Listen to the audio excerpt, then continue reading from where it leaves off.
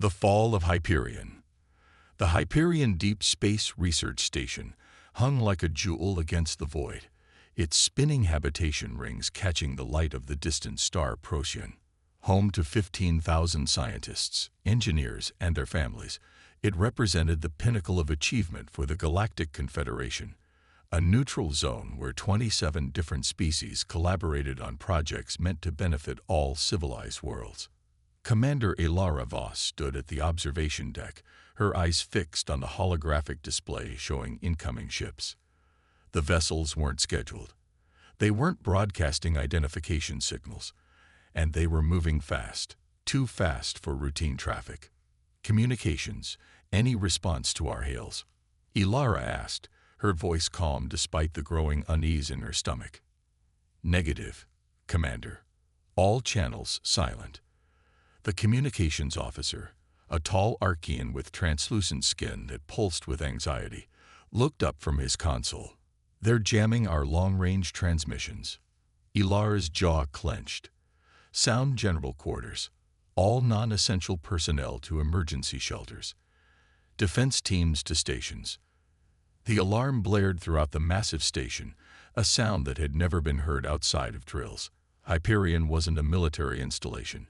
It had basic defense systems, a small security force, but nothing equipped to handle what the sensors were now confirming. A fleet of warships.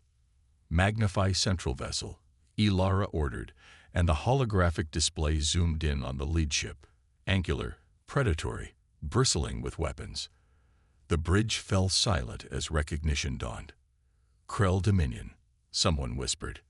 The Krell, a species known for their militant expansion, their belief in genetic superiority, and their disdain for collaborative research. They had kept to themselves for decades, honoring old treaties but making no secret of their contempt for the Confederation's ideals. Ilara activated the station-wide broadcast. This is Commander Voss. Hyperion Station is facing an imminent threat. This is not a drill. All civilians to designated shelters immediately. All security personnel to defense positions. We are implementing Protocol Aegis. She turned to her second-in-command, a human named Miguel Chen. Send the emergency beacon. Maximum encryption, priority channel to Earth. Chen hesitated. Commander, Earth hasn't responded to any Confederation distress calls in over 50 years. They've maintained isolation protocols since. I know the history, Miguel. Ilara cut him off. But we have 3,000 human citizens on this station, including families. If there's any chance they'll answer, we have to try. Outside, the first shots were fired. Krell fighters streaked past the observation windows, their energy weapons leaving scorching trails across Hyperion's outer hull. The station's shields flared to life, a transparent dome of energy that would buy them time, but not much. Multiple breaches detected in sectors 7 through 12, reported the security chief, an Intasi female whose spines were fully extended in alarm. Boarding parties confirmed. Deploy all security teams, Ilara ordered. Priority is civilian protection and containment of sensitive research. On the screens, they watched as their meager defense force engaged the intruders. The Krell moved with military precision, their armored forms nearly impervious to the station's standard security weapons. They weren't killing indiscriminately. They were capturing, securing, taking control of key systems. They're after the Nexus core, Ilara realized aloud. The Nexus was Hyperion's central database, containing decades of collaborative research, including the breakthrough dimensional physics work that could revolutionize interstellar travel.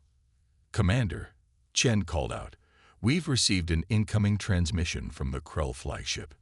The main screen flickered, revealing a Krell commander, scaled skin, vertical pupils and amber eyes, an expression of cold calculation. I am Supreme Commander Vrex of the Krell Dominion. The figure announced without preamble. Your station is now under our control. Deactivate your remaining defenses and prepare for boarding. Resistance will result in unnecessary casualties. Ilara stepped forward. This is Commander Ilara Voss of Hyperion Station. We are a civilian research facility operating under Galactic Confederation protection. Your actions constitute an act of war against 27 sovereign species. The Confederation is weak, Vrex replied dismissively. You collect knowledge, but lack the will to use it. The Krell Dominion will not make the same mistake. Your research will serve a greater purpose under our guidance. The transmission cut off as another explosion rocked the station. Shields at 40%, reported the operations officer.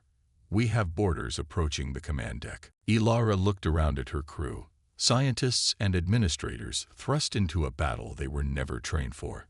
She thought of the families hiding in shelters, of the invaluable research that could be weaponized in Krell hands. Initiate Prometheus Protocol, she ordered quietly. Chen's eyes widened.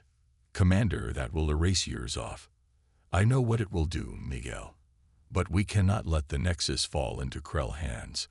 She placed her hand on the biometric scanner. Authorization VOS Alpha 93. Begin data purge of all classified research. The computer acknowledged her command, beginning the process of destroying the most sensitive data stored in the Nexus core.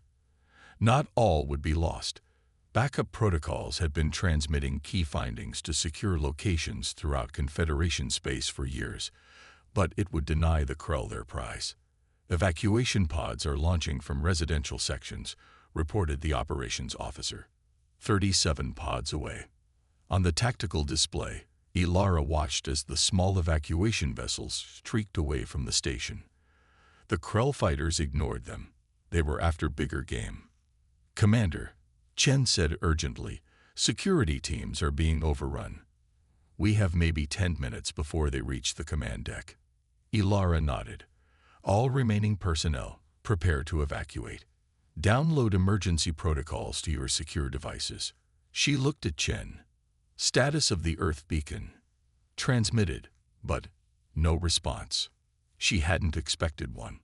Earth had withdrawn from galactic affairs long ago, focusing inward, developing in isolation. The stories about why varied. Some said they had grown disillusioned with interspecies politics, others that they were building something in secret. All anyone knew for certain was that they answered to no one, joined no alliances, and hadn't been seen in Confederation space for decades. Another explosion, closer this time. The lights flickered. Time to go, Ilara said. Secondary command center in Sector 14. We'll coordinate the remaining defense from there. As they moved through the corridors, the sounds of battle echoed around them. Energy weapons, shouts, the thud of bodies falling. Hyperion, once a place of learning and cooperation, was becoming a war zone. They reached the auxiliary command center, a reinforced room designed to function independently if the main bridge was compromised. The screens showed the situation deteriorating rapidly. Krell forces had control of nearly half the station now. Status of the data purge. Ilara asked as technicians brought systems online. 70% complete, Chen replied. But the Krell are attempting to override from the captured terminals. A security officer burst in. Commander, they've reached the residential sectors. They're rounding up civilians. Ilara's heart sank. Hostages would complicate everything. Maintain the purge. Send another message to all Confederation outposts. And she hesitated, then said firmly, send one more to Earth. Tell them their children are dying here. Hours passed in a desperate holding action. The security teams fought valiantly, but they were outnumbered and outgunned. One by one, the station's sections fell to Krell control. The civilian death toll mounted, not from deliberate execution, but from crossfire, from system failures, from the chaos of invasion. In the auxiliary command center, the remaining staff worked tirelessly to coordinate what resistance they could, to guide survivors to safe areas, to keep the data purge running despite Krell countermeasures.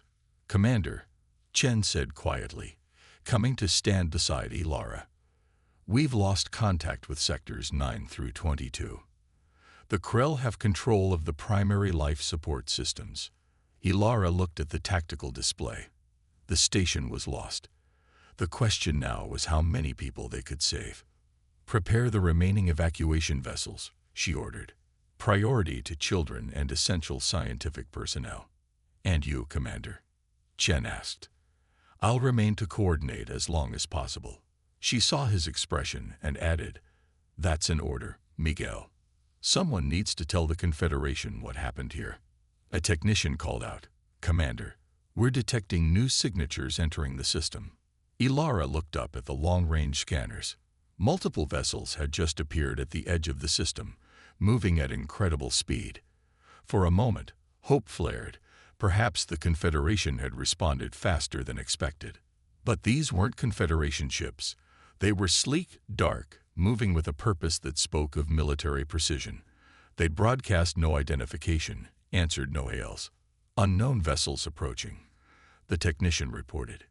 "Configuration doesn't match any known Confederation or Krell design." The ships accelerated toward Hyperion, seeming to ignore the Krell vessels that moved to intercept them. On the screens, Ilara watched as the newcomers deployed smaller craft, drop ships, hundreds of them, launching toward the station like a swarm of insects. "Are they reinforcing the Krell?" someone asked. Before anyone could answer, a transmission cut through the chaos. A single message, broadcast on all frequencies, in a language Ilara recognized instantly. "This is Captain Thorne of the Earth Special Operations Vessel Nemesis. Hyperion Station. Hold your position. Cavalry has arrived." The room fell silent. Earth had answered. "The Krell vessels are moving to engage," reported the tactical officer, disbelief in his voice. "But the Earth ships, they're ignoring them."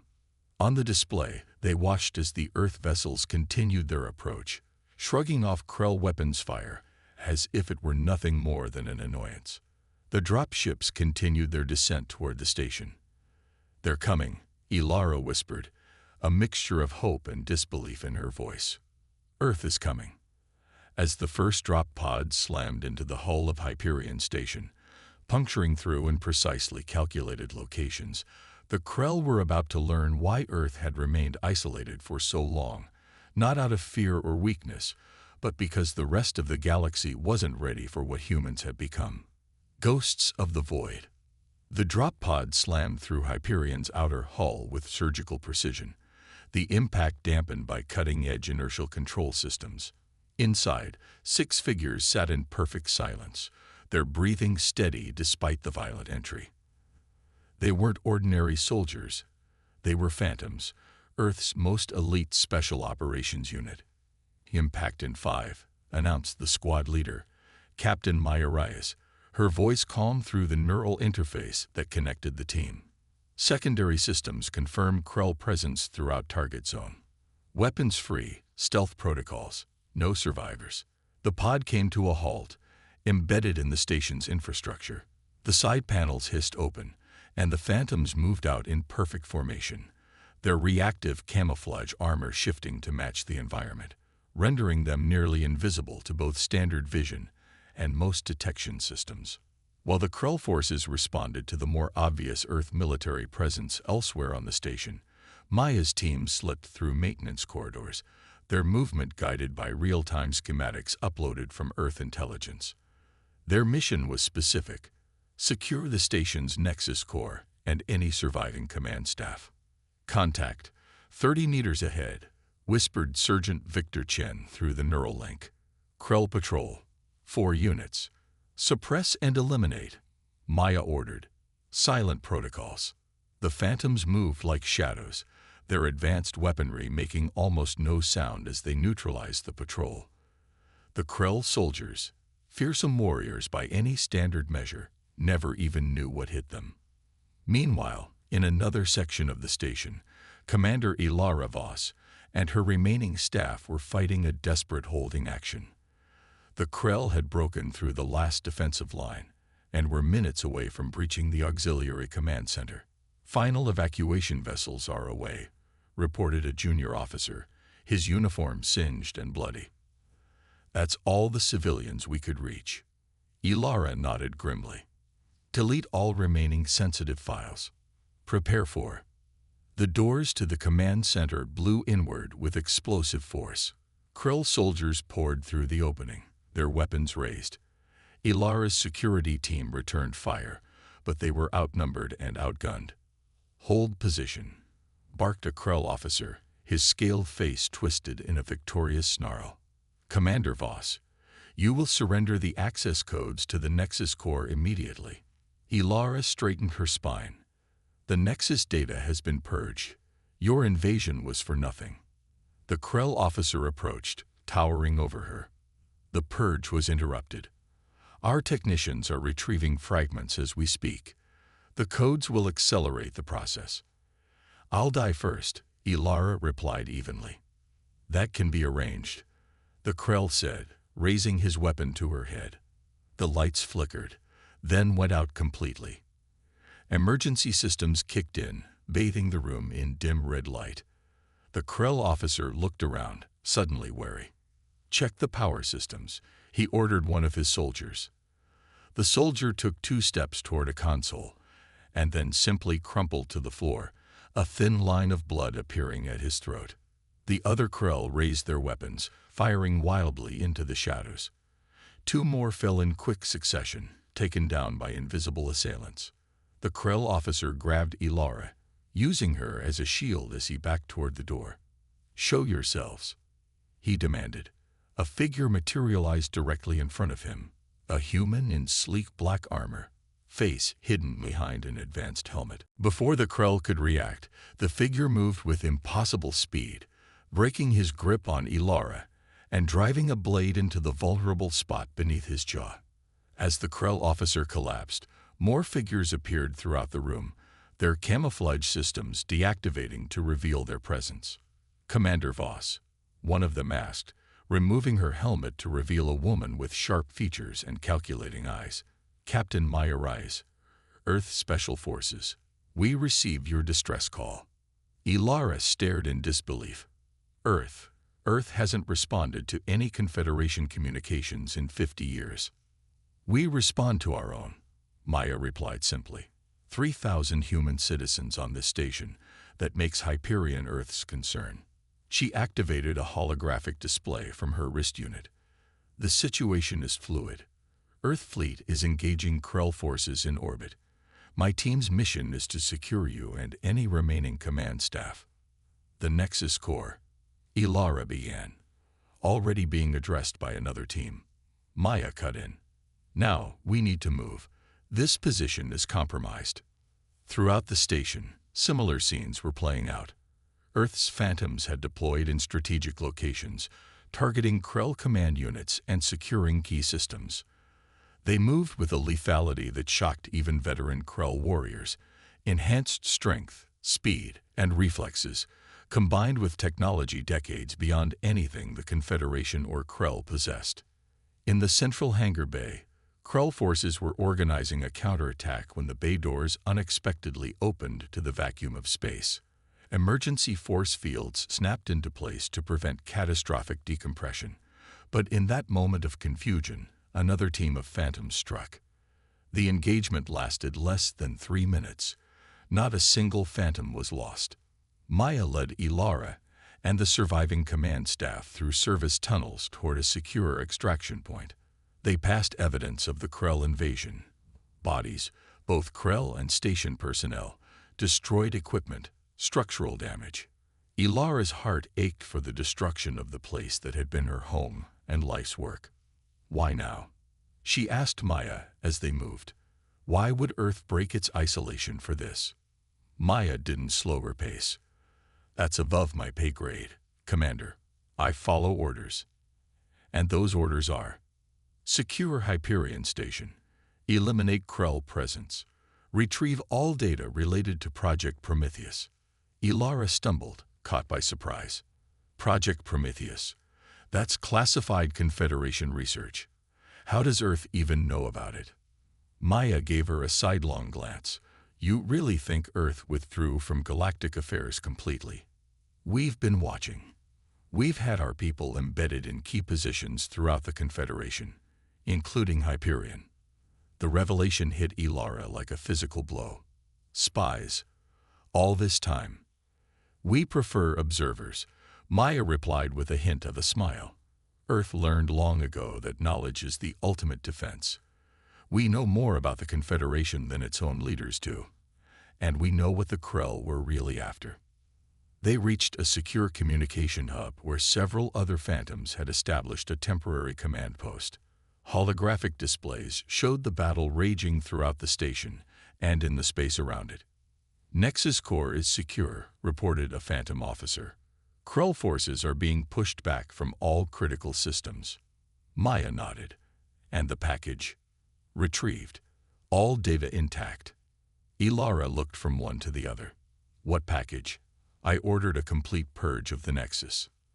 "And your systems began that purge," Maya confirmed. "But not before our embedded operatives copied all Project Prometheus data to a secure partition that the Krell couldn't access." Outside the station, the space battle had taken a decisive turn. The Earth fleet, smaller than the Krell force but vastly more advanced, had broken through the enemy formations. Krell ships were retreating or being destroyed one by one. "Hyperion can't be saved, can it?" Ilara asked quietly, watching a structural integrity display that showed catastrophic damage to multiple sections. Maya's expression softened slightly. "The station has suffered critical damage, but we can save most of the people and the research." A transmission came through on the command channel, a man's voice, authoritative and direct. "Captain Rice, this is Admiral Thorne. Status report." "Command staff secured," Maya responded. "Nexus data retrieved. Krell forces in retreat across all sectors." "Good. Prepare for Phase 2. Reinforcements incoming." On the external cameras, they could see more Earth ships entering the system, larger vessels, clearly designed for support and evacuation rather than combat. "What is Phase 2? Ilara asked.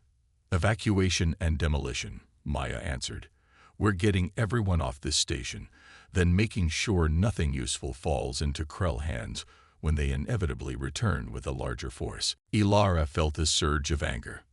"This station represents decades of work by thousands of scientists from dozens of species. You can't just destroy it."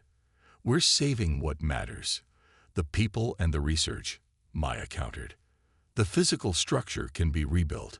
What can't be replaced is what the Krell would do with certain technologies if they captured them." Before Ilara could respond, the communication system chimed with an incoming transmission from one of the Earth vessels.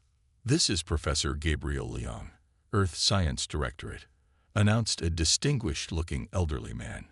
"Commander Voss, I've been following your work on dimensional physics for years. I'm here to ensure that your research continues."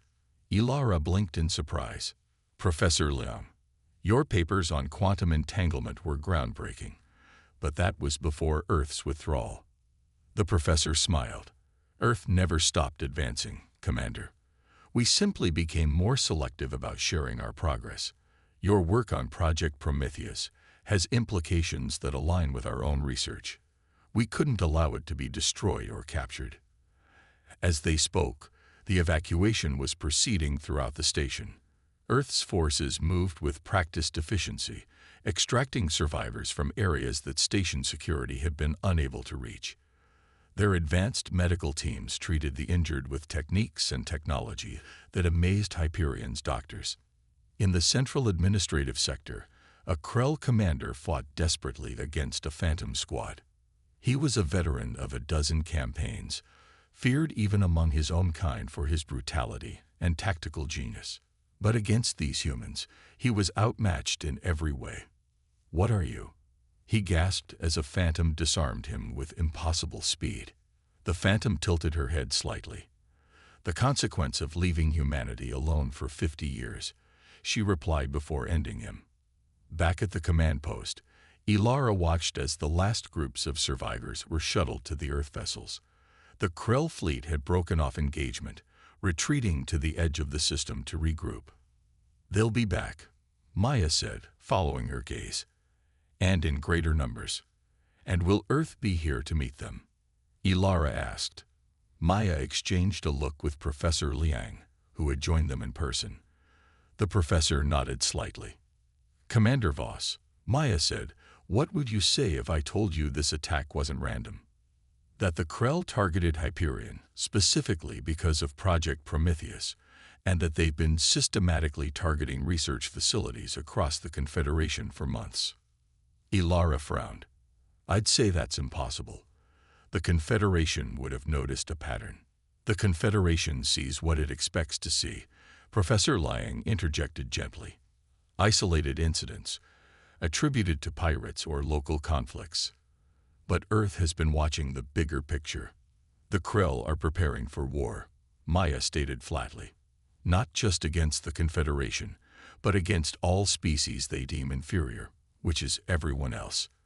They'd been gathering intelligence, testing defenses, acquiring technologies. And Earth has known this and done nothing," Ilara demanded. "Until now, we've been content to observe," Professor Liang said. "Earth withdrew from galactic politics for good reasons, but this Krell aggression has forced our hand." Maya's communication device beeped. "Final evacuations complete. All Phantom teams reporting mission success." "Then it's time to go," the professor said. "Commander Voss, your expertise will be invaluable in what comes next. Will you join us?" Ilara looked around at the command center, her home for the past 7 years, now battle-scared and failing. She thought of her staff, of the thousands of scientists and their families who had trusted her leadership, of the research that represented hope for a better future. "What comes next?" she asked. Maya's answer was simple and chilling. "We show the Krell and the Confederation what humanity has become." As they boarded the last shuttle, Ilara looked back at Hyperion Station, a dream of cooperation and knowledge that had turned into a nightmare of violence. But perhaps from its ashes, something new would rise. A galaxy forced to recognize that humanity had never really left, had never stopped advancing, had simply been waiting for the right moment to reveal what they had become. The shuttle doors closed, and Hyperion fell away behind them. Ahead lay Earth's fleet, sleek, powerful vessels that defied conventional design philosophy. And beyond that, a future where humanity would no longer watch from the shadows. The battle for Hyperion was over. The war was just beginning. Turning the tide. The Earth vessel, relentless, cut through space like a blade, its advanced stealth systems rendering it nearly invisible to conventional detection methods. On the bridge, Commander Ilara Voss stood beside Admiral Thorn, watching the tactical display with a mixture of awe and unease. "This ship shouldn't be possible," she murmured, studying the readouts. "The energy requirements alone for your propulsion system would require 0-point energy extraction." Admiral Thorn finished for her. He was a tall man with silver at his temples and eyes that had seen too much conflict. "Earth developed it 20 years ago." Ilara shook her head in disbelief. "The Confederation's best scientists believe that technology is still theoretical." "The Confederation has been content with incremental progress," Thorn replied. "Earth chose a different path." Around them, the bridge crew worked with quiet efficiency, monitoring systems that made Hyperion's advanced technology look primitive by comparison. The holographic displays showed the remnants of the Krell attack fleet regrouping at the edge of the system, reinforcements arriving through jump points. "They're not retreating," Ilara observed. "They're preparing for a counterattack." Thorn nodded. "As expected, the Krell don't abandon their objectives easily." "And what is Earth's objective here?" Ilara asked pointedly. "You've evacuated the survivors, retrieved the research data. Why stay and fight?" Before Thorn could answer, the communications officer called out, "Admiral, incoming transmission from the Krell command vessel. They're requesting to speak with the Earth commander." Thorn's expression hardened. "Put it through." The main view screen flickered to life, revealing the face of a Krell admiral, older than the commander Ilara had faced on Hyperion, his scales bearing the distinctive markings of high rank. "I am Grand Admiral Zex Thul of the Krell Dominion," the figure announced, mandibles clicking with barely restrained anger. "You have interfered in a legitimate military operation against a Confederation facility. This constitutes an act of war against the Dominion." Thorne's response was coolly measured. This constitutes the protection of Earth citizens and interests. Your attack on a civilian research station was unprovoked and violated 3 separate treaty agreements. The Krell admiral's vertical pupils narrowed. Treaties with the Confederation, not with Earth. Your world abandoned its commitments to galactic governance decades ago.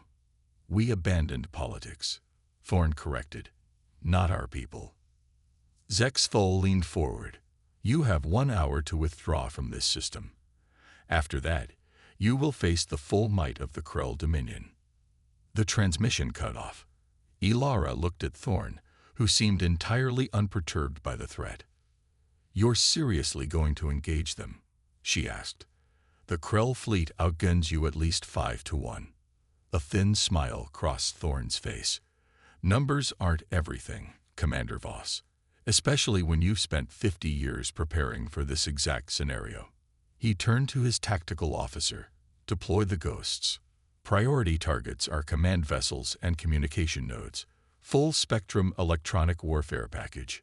Throughout the Earth fleet, specialized craft began to launch. Smaller than fighters, but larger than drones, their hulls composed of materials that absorbed rather than reflected energy.